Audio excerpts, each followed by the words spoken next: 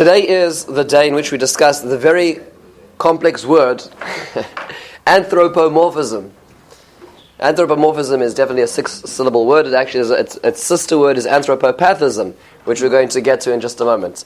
And this word contains both a danger and a purpose. That's what we're going to be exploring a little bit here. This is perhaps the first of the Ikarim in which the Rambam is challenged. And perhaps the philosophy of the Rambam is challenged on many levels. Beforehand, the existence of God and the Yichud of Hashem are pretty easy. Not, I wouldn't say easy, but in inverted commas, pretty standard ideas. When it comes to the corporality of God, the body or the form of God, that becomes a little more complex. So let's start off at the very beginning. Let's see what the Rambam has to say, and then let's contemplate. This is what the Rambam describes when he puts this into words in his third Ikar. The top of the top of the page here. Vayesod Shlishi. The third foundation is Shlilas Hagashmus Mimenu, is the removal of any form of physicality. Right? There is no form of physicality for who, and that is Shezeh Echad Ein Aguf V'Lo Koach B'Guf. He is not bodily, and he has no bodily functions. V'Lo Ya'aruhu Mu'uras Hagufin, and therefore no bodily, we'll call it movement or function, will affect him. Kagoin Hatanu'a V'Menucha, for instance, movement or rest. Lo Be'etzem V'Lo Mikra, not intrinsically and not circumstantially. That's why they, blessed in peace. Who's they, blessed in peace? That's referring to Chazal. So they, the rabbis, removed from him any form of connection or separation. He has no sitting, he has no standing. And if I'm not mistaken, this is Oiref and Ipui is referring to connection or separation. So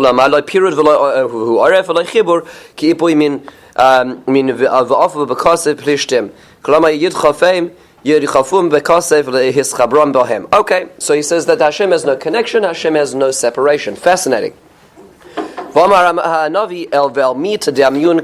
you going to compare God to? Fantastic. This is what the Rambam says. I want to read the end of it right now because I want to actually delve into that in his words where he expands on this later on in Yad HaChazaka.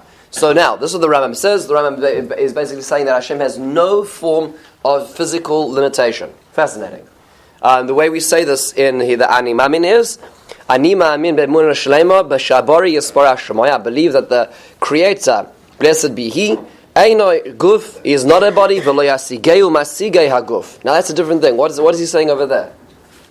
He's not a body, and what? What's he saying? Lo yasigeu masigei haguf. The people that seek him out. Okay, so lahasig means to catch up or to perceive or to encompass, to perceive. So what he's saying over here is that within the five senses that we're limited to, we're not going to be able to see him. That's interesting. Not only is he not a body, that means to say he's not susceptible to our perception. Right? It means, like when you have all these, these eerie, TV shows in which they're trying to catch, ghosts, and they say that ghosts can be can be captured on magnetic film, and you can see shadows. That doesn't work. Meaning to say, when it comes to God, he's not on the same wavelength. You're not going to. You can see maybe what he did, but you can't see him. You're not going to be able to get access to that. That's what the Rambam is saying. You see what this Ani Mamin is saying. He's not visible. He's not visible. Meaning, and this is just such an important thing. Our five senses are not, we'll call it, expansions of consciousness. They're limitations of consciousness. That's an interesting point. Meaning, we're limited to five senses, right? If we were like Bruce Willis and we had the sixth sense, we could, get into a little more. But the point is that we're somewhat limited in the way that we perceive things. Now, he says the animal ends. He has no, there's no way of imagining him. There's no way of imagining him. And similarly, we sing on a Friday night. He has no form of a body. He is not a body. We cannot estimate. We cannot approximate his holiness, which is interesting. We're attributing the holiness to his to his body, which is interesting as to that's perhaps why we can't, because it's in a different realm. Now, this is very fascinating.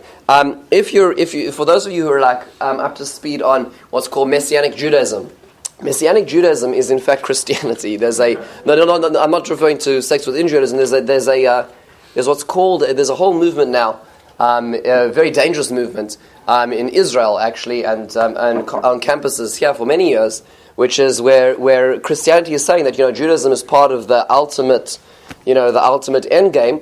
So they therefore become part of, they sort of try to take Jews and say, you can still worship in shul, and they have these beautiful sanctuaries, but ultimately there's three people they're praying to. And it becomes this very complex reality. Unfortunately, a lot of Israelis who are coming out of the army are finding these places, these havens in Tel Aviv. There's a lot of very disturbing things. I actually met with the head of Jews for Judaism on the East Coast, and she was showing me some of these very disturbing things that are going on in Israel. If you read their blogs, a lot of them are saying, well, that's right, when it comes to God doesn't have a body. But you know what? That's just one part of him, right? After all, you now have, he's got his helper, right, who's down here on earth, and he's going to make a second coming, and Yoshka certainly does. So just being aware, like in what the Rambam's saying over here is a very important point, and that is that there's no manifestation of God or any part of him. Okay? Just to appreciate how important it is very relevant right now, right here. If you're told that there's going to be a particular part of God that you're worshipping and you can see and you can touch and you can relate to, then there's something a little wrong with that. That should already set off the smoke alarm. Okay, so that's what the Rambam is attempting to say here. Now, let's take a step backwards and think about it from this perspective. When you read the Torah, right, the Torah that we were given at Sinai, and you're reading the Psukim, and you read Torah, and then you read later on Nach, what is the greatest case? Meaning, what is the default? What do you think the Torah intended? Do you think the Torah emphasizes that God has a form, doesn't have a form, is neutral? What is the most likely default that the Torah is trying to express to us? Put the Rambam aside for a moment. What is the Torah telling us? What does the Torah seem to be emphasizing? Well, so you say there's nobody. Alan, you said nobody. Well, no. Okay, so let's put all the cards on the table. Moshe Rabbeinu asks to see Hashem. Right? Hashem shows him his back, so to speak. Okay. Then what else? Right. We talk about. Right. So that's the medrash. That's the medrash. Okay. Let's go on explicit Torah. At the beginning, well, the Torah is filled with physical. Okay, so another thing that Yonah's bringing up is that humanity is created in the image of God. Now, Charonov, just to appreciate this, like the emotions of God is a little different. That's where anthropopathism, pathos, right? That's what you do is like, you're actually taking the feelings of the divine and you're taking human feelings and attributing them to the divine. That's anthropopathism. Anthropomorphism is where you're taking, we'll call it physical or corporeal elements. So both are relevant over here. The Rambam is more focused on the body. He doesn't mention the emotions, but I would imagine that's an expansion thereof. Yeah. Even though I think the Torah is giving you physical parts of God, it may be impossible without meaning. The Torah may be wanting to give you some kind of way of thinking about it, as opposed to actually saying that. Okay, good. So you're saying it's a necessity, yeah. Right? But you're already explaining. What I'm asking is, before we even start explaining, is that what does the Torah seem to be emphasizing? It's so what a lot of people rightfully point out is that the Torah seems to be emphasizing that God does have some form of, the Torah talks about him in bodily fashion, talks about him in an emotional fashion. But what's so fascinating is the Rambam says that if you read the Torah correctly, you would come to the realization that he has no body. That's what the Rambam actually says. If you read the Torah correctly, you'll see he has no body. Why? Now that's. I mean, just appreciate this. What we could have said was the Rambam, from his philosophical, theological standpoint, has to say this, and therefore the Torah has to fit into the way he sees it, because how else could there be a God, right? But the Rambam doesn't say that. The Rambam says, when I read the Torah, what stares out to me is that God has no body. Now let's see how he does this. That's quite a feat. Says the Rambam this is in Hilchos Yesod HaTorah, the first parak. This is really at the beginning of all his fundamentals. And he says the following: Harei mefurash b'Torah. It is explicit in the Torah, uvanavim, and in the prophets. She'en HaKadosh Baruch Hu guf v'gvia. Hashem has no body or form. Shene'emar ki Hashem Elokeichem hu ha'elokim b'shamayim imal v'aretz mitachas. God is the power in heaven and earth, heaven above and earth below. And now listen to the argument. V'aguf lo yeh b'shnei mekomos. It's impossible for a body to actually be expressed in two places. V'ne'emar ki lo resim kol tmuna. You never saw any form. V'ne'emar al tadamyuni v'ashaveh. Don't compare me and I'll be similar to anything else. V'ilu hayaguf hayadom elashar gufin. And if he had a body, he'd be similar to any other form that's in this world. Now, let's contemplate what he's just said. He's saying if you read the Torah very carefully, the Torah is actually telling you something about Hashem, and that is that Hashem is beyond body. Let's think about his first proof for a moment. What's the first proof? So he can't be in two places at once. Now, to me, this when you first read this, why can't you simply say, there's the heavens and the earth? So there must be at a certain point where, I guess in the atmosphere where you say, okay, you've now moved from earth to heaven, right? So why can't you just say Hashem is huge, right? And he is able to be in both places simply because he is huge and he can be in both places. Meaning, what's the Rambam trying to say over here? Where's he getting from the fact that God is beyond body, from the fact that he can occupy two places at once, or the heavens and the earth? Because he's beyond. I don't think the Rambam is actually putting limitations on God. I don't think that he ever would do that, because that doesn't exist. There's no such thing as putting, God cannot invent a rock that he can't lift. Let's put it that way. There's no such thing as a limitation on God. What we're saying is that because there is a pasuk that says B'Shamayim V'Aretz, therefore you can't even think about this in terms of a body. You can't even think of this as a person. So therefore, there never could be any place in the Torah that has that could be limited to that. It has to do with person. Right. I think that's what Nate was, Mr. Finkill was saying over here. Rambam argues with Uncle Moshe. Okay, yeah. So we're going to get to Uncle Moshe in just a moment. Actually, this is very important. This is very important, actually. Yeah, Uncle Moshe actually is related to this. Let me just think about this from this perspective. First of all, number one is when we talk about Shemayim V'Aretz, it doesn't necessarily mean to say here on terrestrial and then in the celestial and in orbit. Shemayim and Aretz, as understood certainly by the Ramban, is referring to this world and the that world, meaning this world and the nether world. We're talking about two different domains. So saying Hashem is rather big and can fill both isn't a logical step. It's right. We're talking about two different actual parallel universes according to the Rambam, right? The way the Rambam views Olam Hazeh and Olam Haba. So first of all, when he's talking about this concept of filling two places, that's very it's much bigger than simply just height.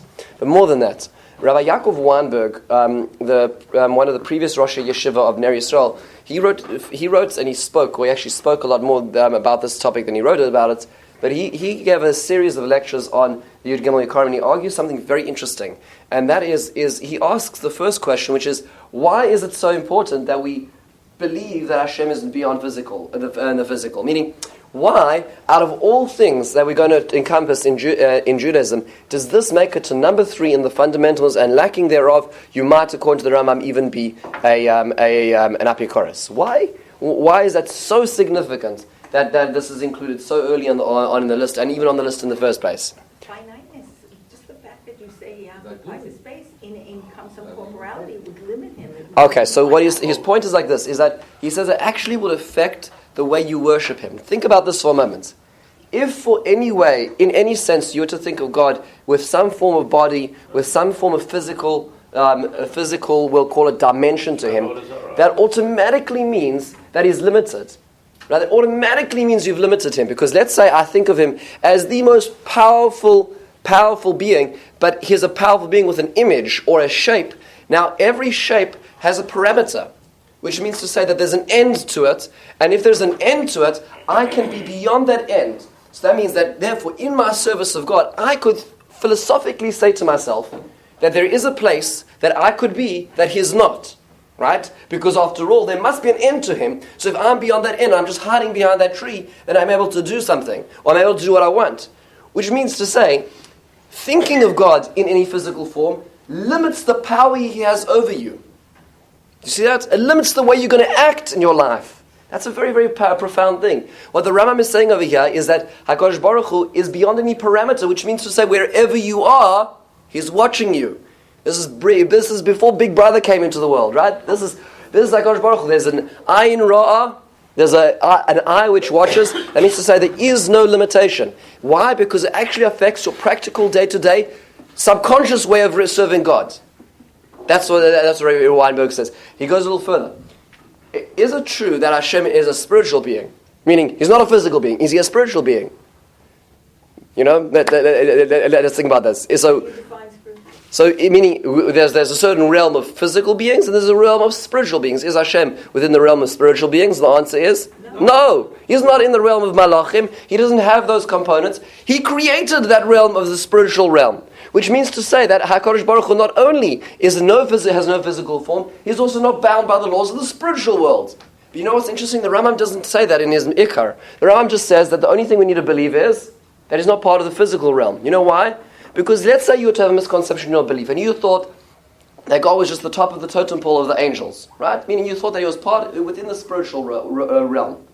It's a mistake, but it wouldn't affect the way that you carry out your business on a day-to-day basis.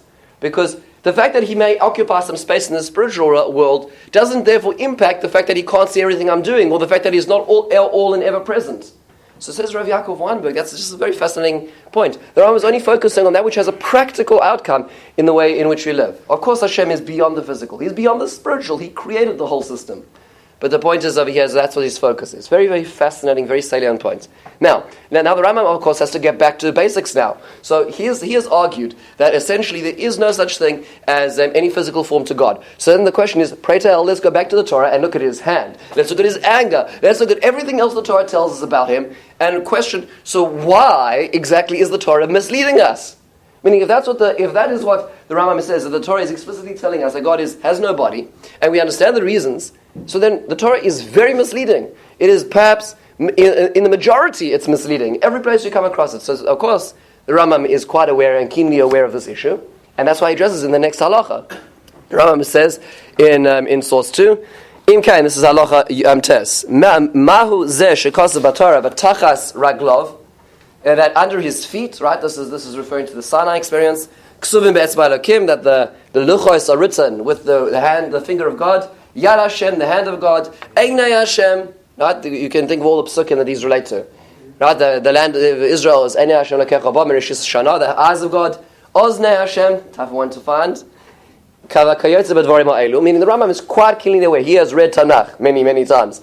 Okay, so he knows that the Torah talks about these things. What are you going to do this? Hakol of idaton shel bnei adam hu she'enon makirin ela hagufos.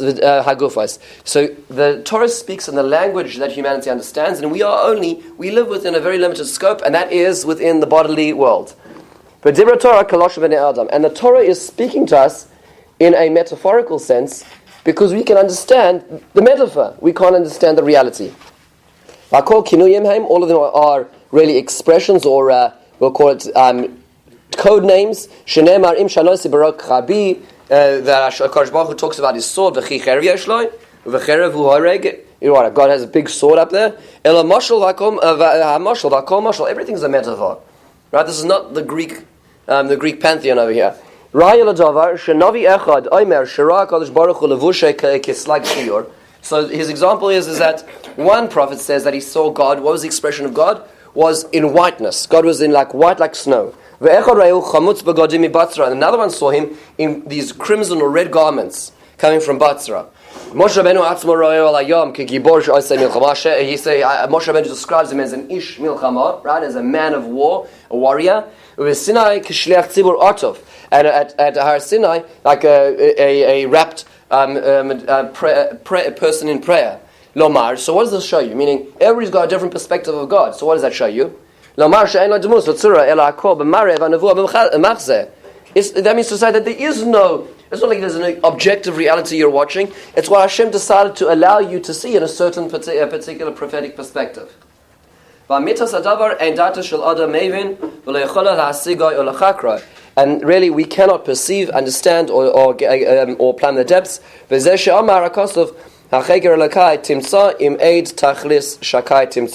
the pasuk says that there's no possibility, there's no real witness to God or His reality. Now that's very, very. So that's what the Rambam understands it. So what's primary? Meaning the primary strand in thought, according to the Rambam, is there's no body, ein lo demus haguf, and the rest of it is simply a mashal. That's what the Rambam understands it. That was coming back to what Adam was saying. Is that this it's a necessary tool for us to be able to perceive HaKadosh Baruch Hu.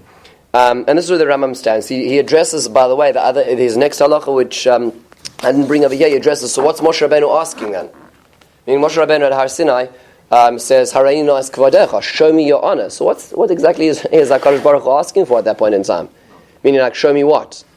Like, what exactly is Moshe expecting to see at that point in time? He's expecting to see the reasoning, the understanding Okay. of why things work the way they do. Okay, so what's happening over here is that what Moshe Rabbeinu is asking to see is not God, but perhaps the expression or the actions or the understanding of God. The way the Rambam describes it is the following: is that, let's say I were to say to you, there's this wonderful fellow, Joe Smith, and I tell you all these kind of things about Joe.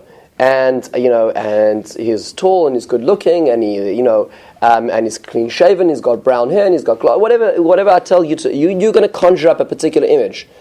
But say you're to be walking through a crowd, you're not going to necessarily say that's Joe, right? Based on what I'm telling you, because ultimately it's all intellectual, it's knowledge, right? So you're not going to be able to pick him out of a crowd. If I give you just quickly a wallet picture, or just allow you to see him for just one moment, you're gonna everything I said, all those words are meaningless compared to the experience of actually seeing Joe. And now, whenever you see him again, when you have a flat, there's going to be some form of recognition. Some people aren't face people, okay, but in general, you're going to be able to pick him out. So what Moshe Rabbeinu was saying, according to the Rambam, is give me a natural sense of understanding of how you operate in this world. Give me a natural understanding of what the logic of you are. What's the essence of you? And what was Hashem's answer? Ki lo yirani adam v'chai, which means to say that humanity doesn't have that access. If you're to fully understand what's going on with me, then you're no longer human. And if you want to remain human, if you want to be a person limited to the scale and we'll call it the senses of a human, you're not going to be able to do that. So he shows him his back. Now I'm just going to leave that as a question. What does that mean, the back of Hashem then? Like leaving that as what he does allow him to see. As acharai. That's a very fascinating question. No, but I'm just anyway. So that's I'm just going to leave that on the table. Yes. I think it's similar to what you talked about the Shema last. Okay, good. I think it's more related, not because Moshe knows he couldn't possibly understand God ever, but I think it's more like understanding why things happen. The connection between everything. So to see the good, that he would always recognize that it's the good. So right. seeing his back could be like he gets to see part of it. Okay, so some people say, and without going too deeply into that right now, but what some people say is that ultimately that's what history is. Meaning, Achorai might mean, historically speaking, you're going to see God in retrospect and what his logic is and the way he interacts with the world, but you're not going to be able to understand him going forward and say that's why everything's about to happen, because there's a logic, because our logic is limited. Right, which is part of what's going on over there. So this is what the Rambam addresses. There has to be something which is beyond us, and this is really where it occurs. Now, I've told the story a number of times, but I have to just start off with this. Is that Sir Ken Robinson has in his book, and I mentioned this just a few weeks ago. But Sir Ken Robinson has in his book about a little girl who's in art class. She's 5 years old, and the teachers asked everybody in class to draw. This is free range. You have 20 minutes now to draw whatever you want. And all the kids are there drawing in class, and whenever the teacher comes by, Susie at the back, Susie covers up her drawing. And it happens 3 times. The teacher comes over and says, "Susie dear, what exactly are you drawing?" She says, "It's a secret." So the teacher says, "But Susie, you can tell me. I won't tell anybody else." And Susie says, "I'm drawing God." And the teacher says, "But Susie, everybody knows that we don't know what God looks like." She says, "Well, in 3 minutes' time, they're going to." And there's a certain innocence to that. Unfortunately, what's happened to us is the following. Now, this is a dangerous thing. Is that what Christianity has done in general is Christianity has taken the very cerebral truths of Judaism and made it very black and white. There's purgatory and there's fires and there's cherubs flying around, these little baby faces. Now, the Gemara does talk about an angel, karavia, the face of a child. That doesn't mean to say that's what it looks like. Okay, it's certain conceptual ideas. But what Christianity has done is a lot of those things.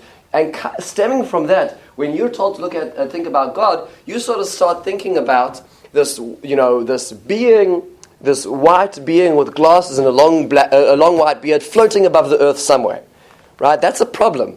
That comes from that same ideology, and it's a very big problem because essentially what you're saying is that God is immanent. God is somewhere, and that's exactly opposite to what the Rambam is saying over here. Now, the Rambam has very harsh words to share about such individuals thinking that way. Let's skip for a moment to source 3, the very top over here. The Rambam says, and we've seen this before, but it's important to re-emphasize now in the context of this discussion. The Rambam says there are 5 people who are considered to be people who are heretics. If you think there's no God, there's no leader of the world, you're out. Okay? If you say that there is a leader, but he has a few helpers, you're also out. By the way, do you notice that these are the mirror opposites of the first 3 Ikarim, right? So now a person who believes that he is a guf or a Baal Tzimuna, that God has some form of physical manifestation, or you can limit him or understand him in such a way, you're out. Okay, so that's what the Rambam says, which means to say that start thinking about God in such a manner, you're done. You're out of the fold. You can do as many mitzvahs as you want, and you're not Jewish, meaning you're not part of the club. That's what the Rambam is saying. Very, very, very harsh words.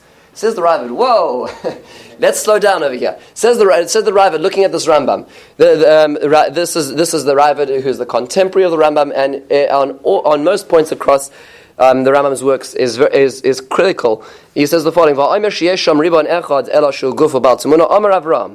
it's in the source 4 at the very top line.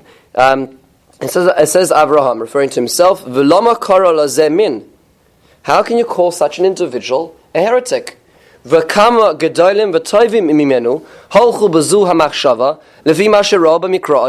there are people who are greater than the Rambam, who read the Torah and came to the conclusion that there was some form of corporeal reality. And they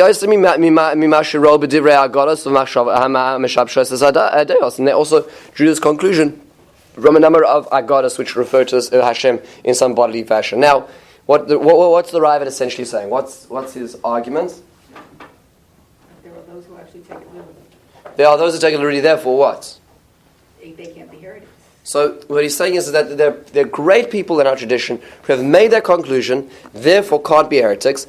But what he's saying is something even deeper, is that because the Torah itself seems to leave the door open, because the Torah itself seems to emphasize the fact that God does have some form of reality or some form of physical manifestation, therefore you can't be that harsh on the people who are going to arrive at the wrong train station.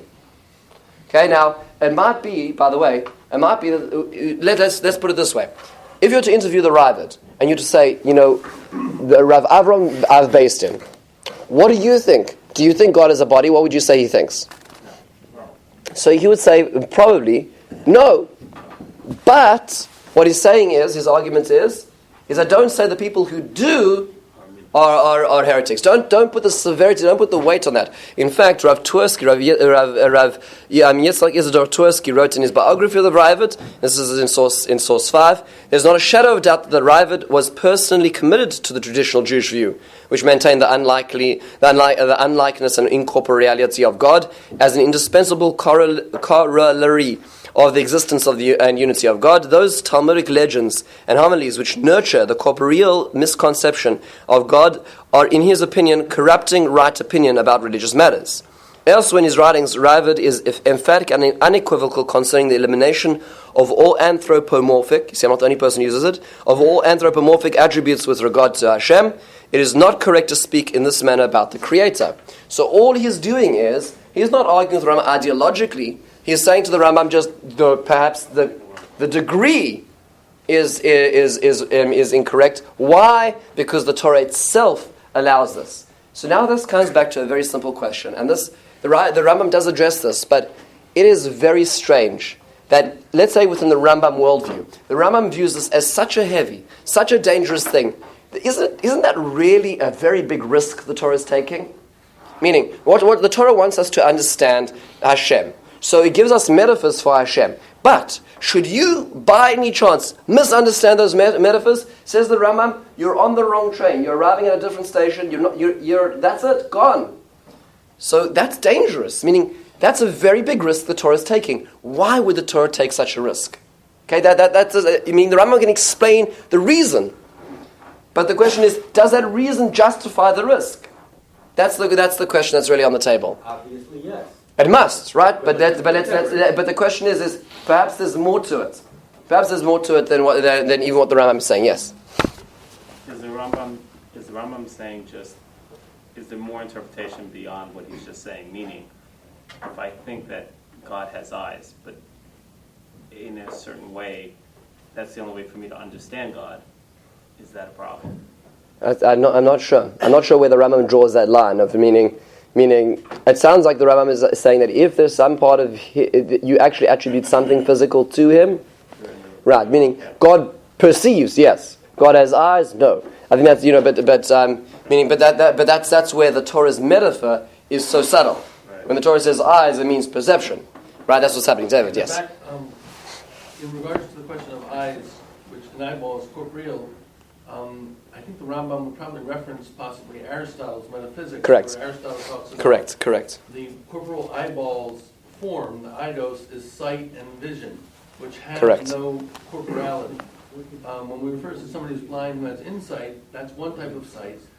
And in Greek, actually, grammatically, the word for sight and vision are very unique. And Aristotle and Rambam make a distinction that the word sight and vision are a pure actuality of a potential potentiality, which sounds a little technical, but the idea that obviously the Rambam forbid anybody to look at Shir Koma, which is sort of the analog Lahavdil of Dante's Divine Comedy. Correct. So, no, you're right. You're right. So just I agree. I'm going to get to Shir Koma in just a second, but just to come back to a little bit of point of what David's saying, which is an important point, is that the Rambam also just to understand that the Rambam's perception of the spiritual is completely devoid of any form of physical. So when the Rambam talks about Olam Haba, as opposed to the way that we commonly believe, like the Ramban understands it, he understands that Olam Haba is completely separate. Our bodies are left behind. There's nothing else left. It's a intellectual and spiritual experience. When the Rambam understands angels, angels are devoid of body. That's why the Rambam understands that the whole episode with Avram Avinu meeting those angels was a dream. It wasn't that Avram Avinu actually saw them, because physical can't see spiritual. When Yaakov Avinu was struggling with the angel, when Yaakov Avinu was watching those angels, this was all dreams. These weren't actually occurring, because the Rambam's understanding is that there's beyond that the spiritual is beyond conception. So therefore, as an expression of that, anything to do with God, likewise, is also within the same category, which is what David was mentioning as well. I want to just, if it's all right, I want to just shed perhaps two tiers of understanding within this idea over here of why the Torah took that risk of trying to express Hashem in a bodily form, when ultimately there's a danger inherent in that. And this one is a mystical level, and one is a very practical level. Coming back to Ras Lifkin's speech yesterday, there's the mystical view and there's the rationalistic view, and both of them over here converge in a very fascinating way. So the mystical view is the following: the way the Nefesh HaChaim, Rav Chaim Volozhiner, who was a student of the Vilna Gaon, wrote lots of the Kabbalistic works. He wrote a work called the Ruach Chaim on after his own name, Rav Chaim Volozhiner, Ruach Chaim on Pirkei Avos. That's his Pirush on Pirkei Avos. In his introduction, he says the following. This is a very, very deep concept that he says in source 6. V'dai, you should know, ki kol ha'olamos heim b'hadraga ze achar ze. All worlds are in tier one after the other, right? The worlds are tiered. Olam tachas olam, world under world. V'chol olam hu ke'ein. When it's saying, so just by the way, so you're going to say, so what? So how many worlds are there? It depends how you divide them, right? So you could divide them into 4 general categories, right? Or the Ramchal talks about this. There's 4 general categories of descent, but within those there are many other levels of descent. They're more interlocking worlds. But the point is that it's a layered system. Now, here's the rule. V'chol olam hu ke'ein neshama letachton mimenu. Derech mashal. Guf la'achayos hem ha'afanim v'hem neshama la'afanim.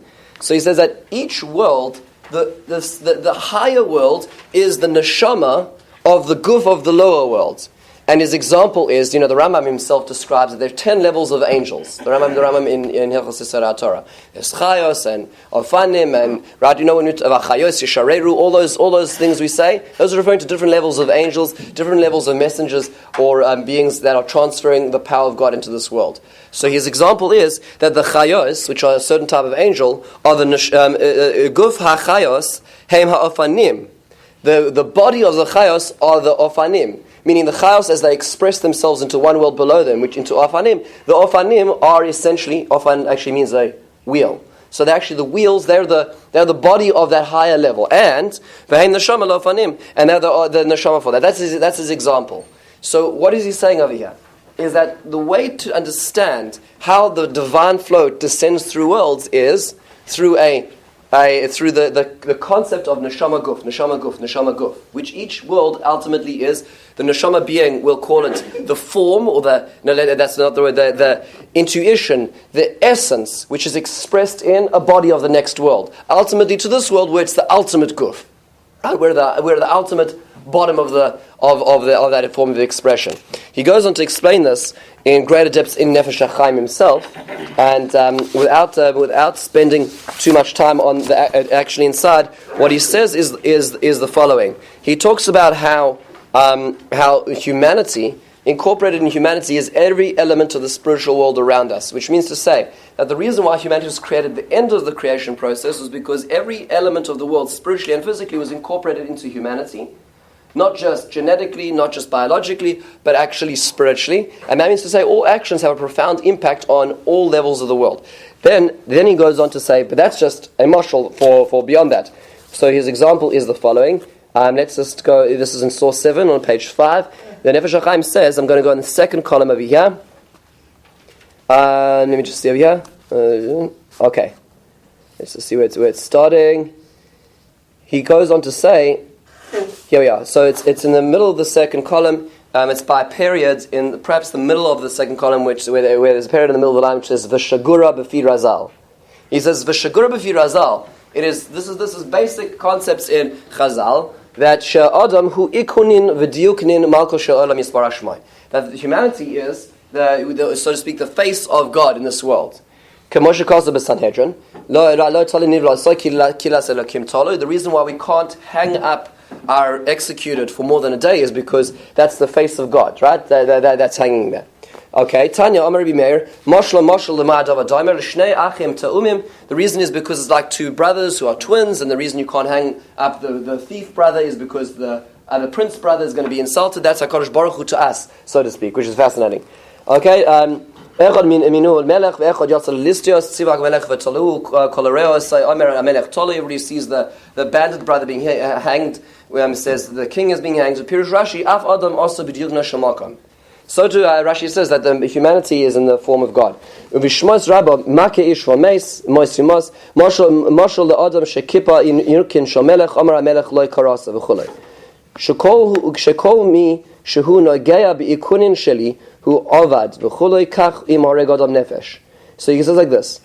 He gets the point he's trying to get to over here, and without spending too much more time on what he's trying to do, is the following: is that just like humanity incorporates all of reality, so too God incorporates all of reality.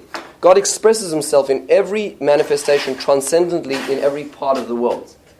The way that is expressed is in this tiering system of the worlds, that every world is a more finite expression of what was above it. So now if we think in the terms of his system, what ultimately is the real reality?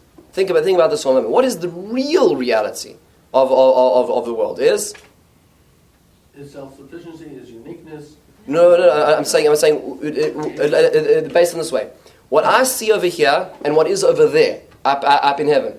What is real reality? What's the real and true and is more essential reality is what's closer to God, right? The more you derive your way upwards, the more closer you get to the neshama of the neshama of the neshama of the neshama, right? You're deriving your world back up into the process of what it really is. So now, when I look at, let's say, yad, I'm looking at a hand, right? And I'm looking at this hand over here, and I'm saying, wow, what a fascinating creation.